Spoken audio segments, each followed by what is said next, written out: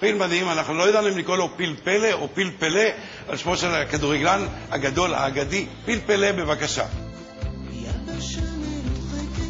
שבת שלום, אדון אזמרלדה. גדול מאמני הכדורגל של המאה. לך תלבש את החולצה מספר 9 ותעלה מיד למגרש. לא עולה. אתה שחקן כדורגל מעולה, אבל הראש ממולא. הרגליים שלך רצות, אבל השכל הולך לאט מאוד. לך תלבש את החולצה מספר 9 ותעלה מיד למגרש. זה חיים, זה כדורגל.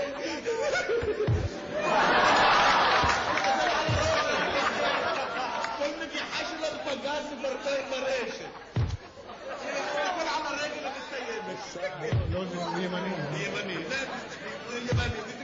כל מסירה סרגל. ואיפה הסיום האישי? כל שבת מתברג במערך הקדמי, כל כדור שלו פגז מפרפר ברשת. ואיפה הוא היום אדון מספרה? אתה תהיה שחקן כדורסל. תהיה על המפה, מבטיח לך. תקיף את המטבח.